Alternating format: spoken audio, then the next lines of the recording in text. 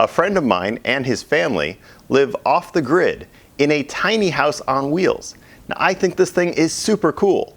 He has no grid connection and currently has no battery and no solar panels.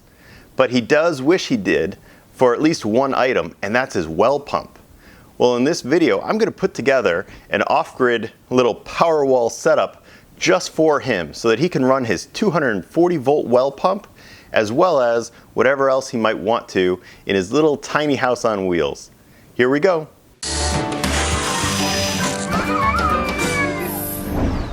Hi, I'm David. Welcome to my channel where I like to DIY renewable energy and energy efficiency projects. In this video, we're actually going to assemble all these different components that I got laid out just for a friend of mine. So these are all the components we're going to need: auto transformer, inverter, circuit breaker box, circuit breakers, and these connectors. Now, my friend has an off-grid property, so there's no grid power available, and he has a little tiny house on it. Now, this is down in Florida, and he lives down there for half the year and then goes up to Maine for the other half of the year. Now, down there in Florida, he's got his tiny house, he's got a well, he's got a composting toilet. So what he uses the power for is his well, mostly. So he has a generator, and he wheels it out, he fires it up once or twice a day. He does all of his water-related stuff during that period of time, and then he'll shut it off.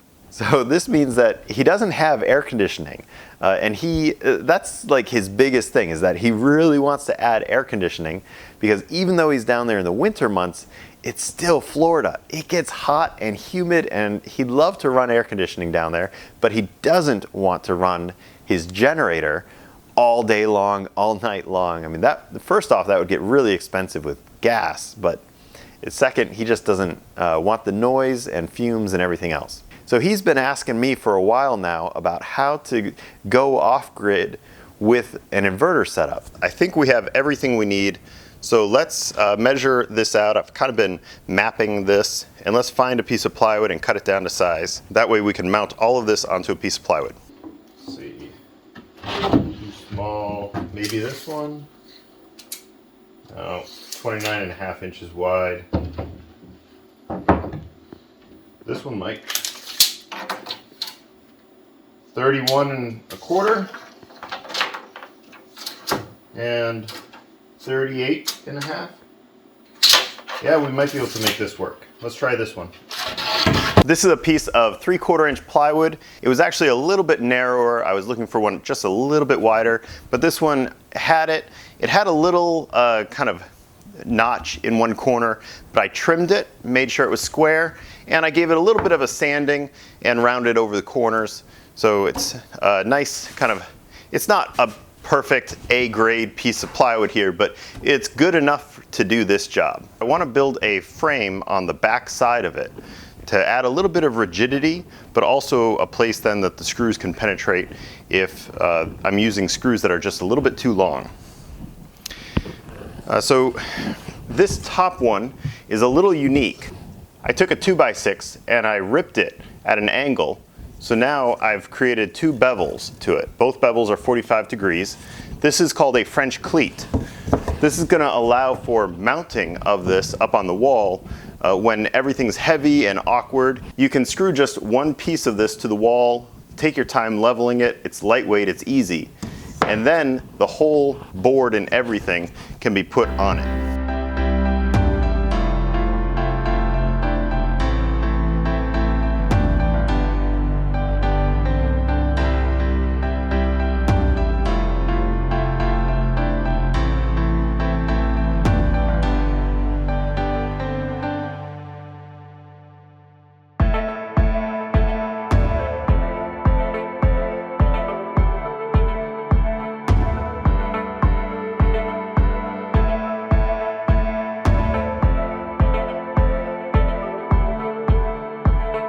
I'm going to give him one of my grow watt inverters.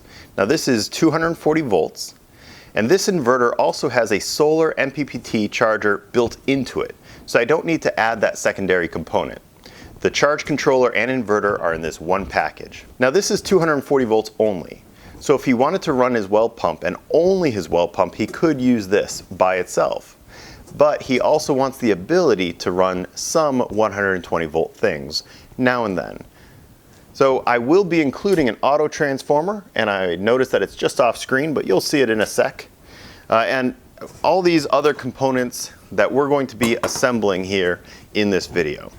So here's the inverter. Let's get that kind of pushed up in place. Now we'll grab the auto transformer. Okay, so here's the auto transformer. It's heavy, but it's small. Then we'll grab our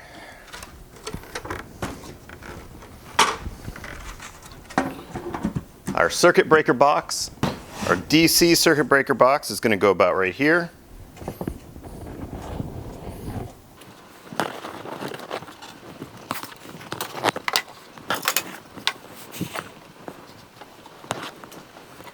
So this is the general layout of all the components, and I think it looks pretty good. So the major item is going to be this inverter. So right now we've got 3 3/4, 3, then over here 4. So this guy can definitely be slid over a little bit. I've got the inverter and the auto transformer kind of lined up here at the very top, and I'm happy with the spacing. So I'm going to go ahead and mark those 2 spots and mark this. That's where the plate's going to go attached. And that way I can get these 2 big components installed.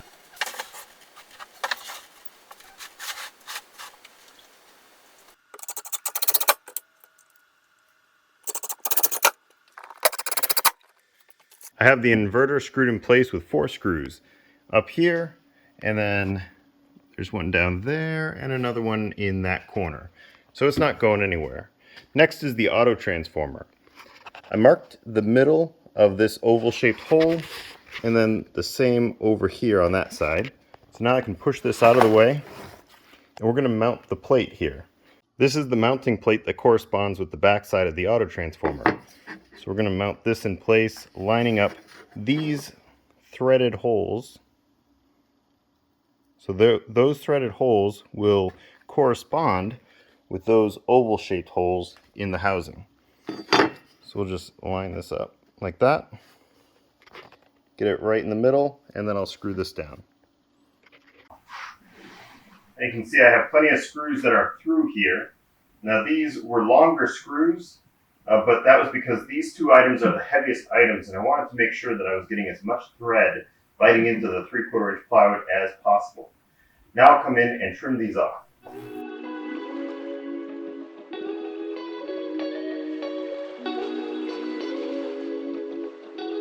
I trimmed off all these screws with a cutoff wheel. Next, I'm switching to a flap disc. These are sanding flap discs, and we'll go ahead and clean these up.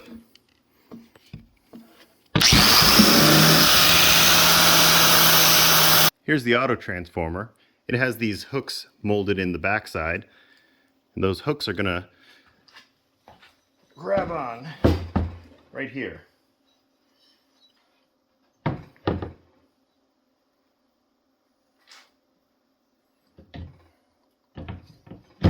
So I realize there's a couple of threads here. Now I don't know what they are, but if I thread on some kind of adapter plate here, some kind of little protrusion tail of metal, I should be able to have this in place in the front.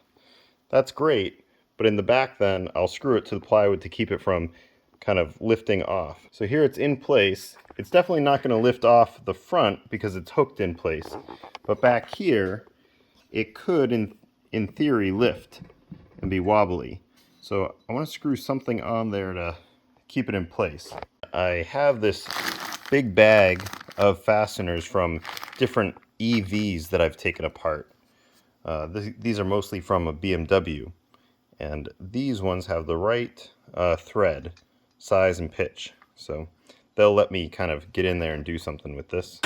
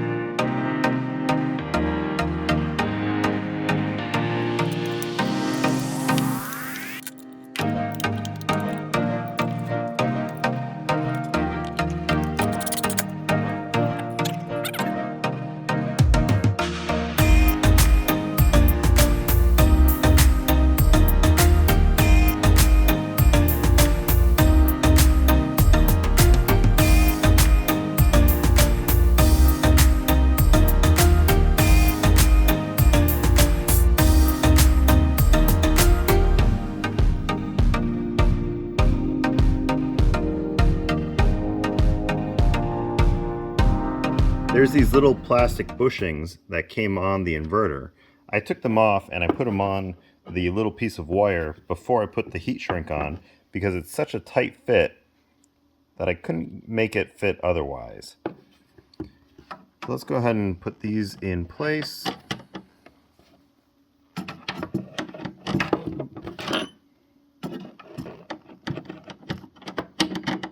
we go. So now they're both on the studs.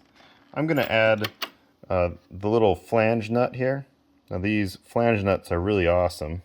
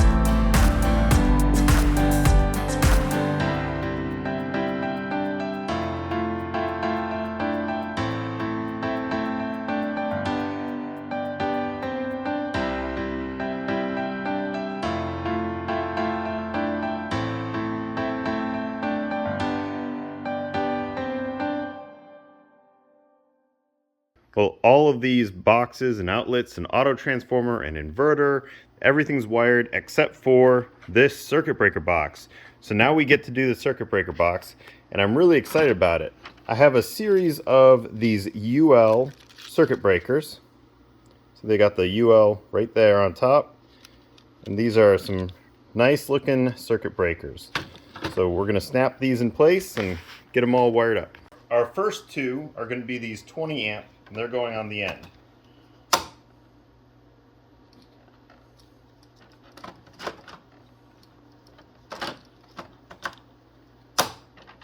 And then we have these 30 amp ones.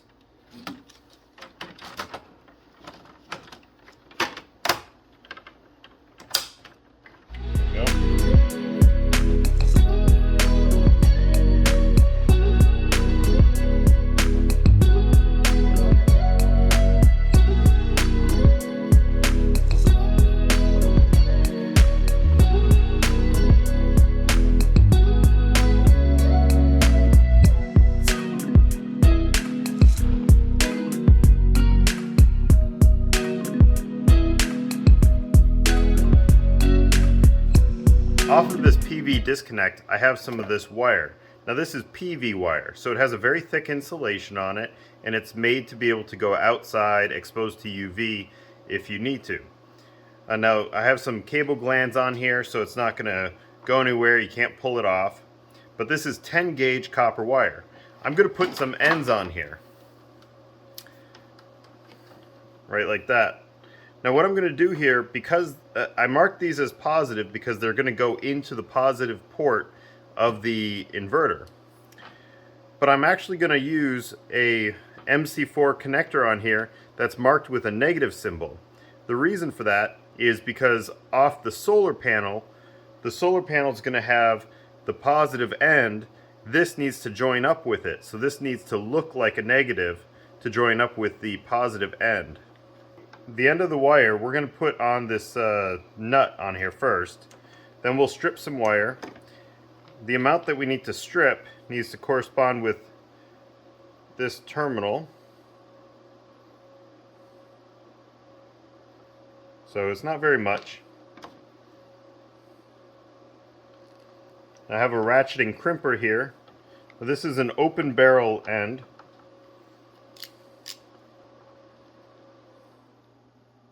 There we go. So I got the end in there.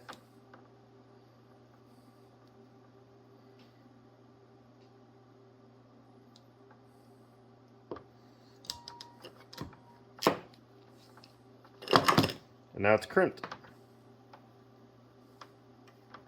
Now I can take the plastic fitting and it's going to snap. There it goes. And now when you tighten this down, it tightens around this piece of rubber, and that's what gives you that watertight seal.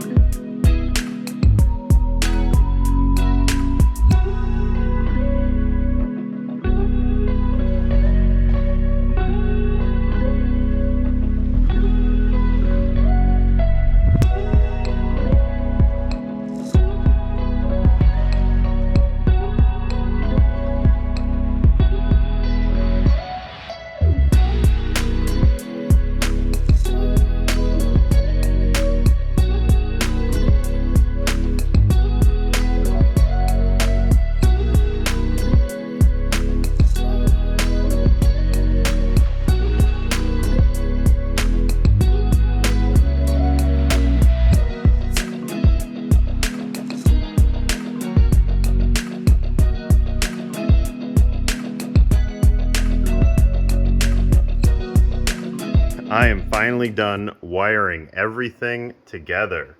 So we have an auto transformer, 5,000 watt inverter. This is our output, 120, 240, 30 amp. These are both GFCI protected L1, L2. This is a generator input so that he can recharge the batteries if he doesn't have solar. For the solar, I've got some MC4 connectors on here. Running down the line of our circuit breakers, we have 20 amp circuit breakers for both of these two legs.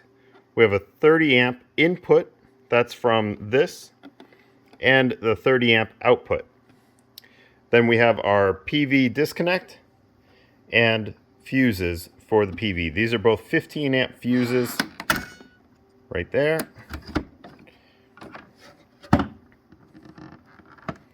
And over here we have our main battery disconnect with the plastic cover. So I think we are good to go. I protected the PV wires. I used, these are called offset nipples. So we have offset nipples over here, over here. This is MC metal clad cable for those positions. It's all mounted on this plywood frame. I think it's ready to be tested. We are about to test this setup.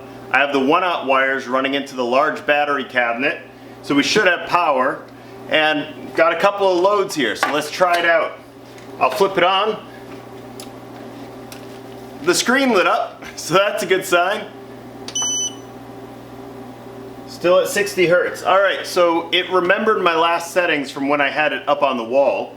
So it's putting out 240 volts, 60 hertz. Let's go ahead and flip on the circuit breaker.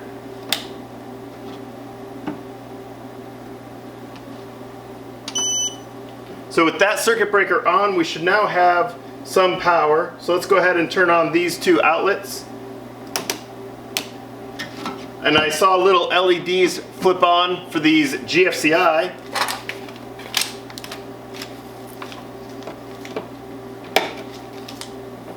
All right, well that one works. And the second leg, both of those legs work, excellent. All right, next up, I have this big 240 volt heater, and I've wired in this plug on it, which is the 30 amp 120 240 volt plug. That way we can test the output. So this will be the same thing that you could then run into a transfer switch in a house, like what I have, or you could run, in my friend's case, this is what he's got connected to his well, so he'll be able to run his well. And it just kicked on, and this went up. It says 93% on the inverter, so it's successfully putting out the power. Awesome. Now that we know it can output the power correctly and fire up this load, let me turn on my generator outside and run into the input and see if that works. Now this is a Honda EU 6500 IS. It's an inverter generator.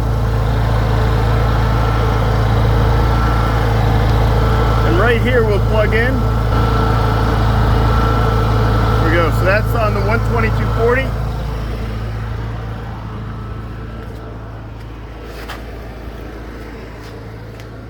Now over here on this side, we have the power coming in.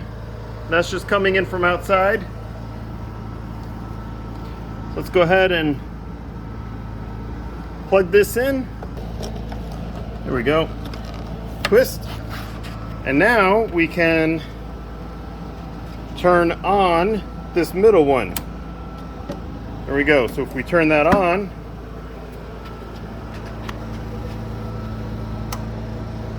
I just heard the relay click, and it's showing an input of 254 volts, and now it's showing that it's charging. So DC, let's check the DC amps. So it's currently charging at 12 amps, 13 amps DC. Awesome. So it is working.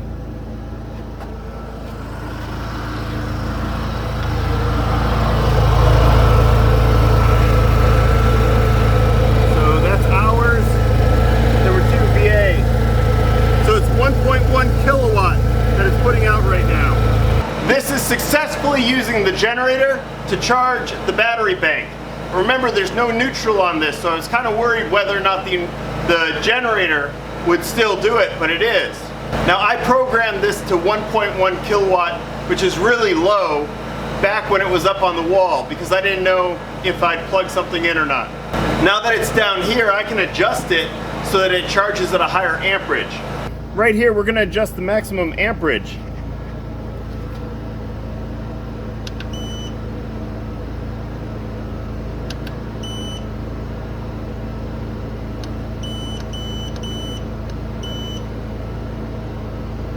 Let's try 55 amps.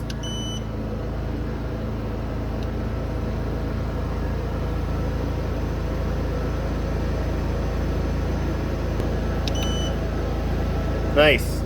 So it did it. It's upped it to 3 kilowatts now that it's pulling from the generator.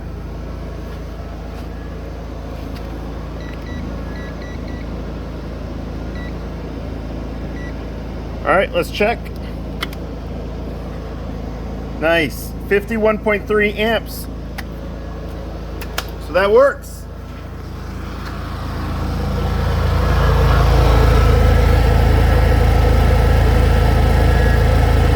All right, well, all that worked great. Let's go ahead and turn it off.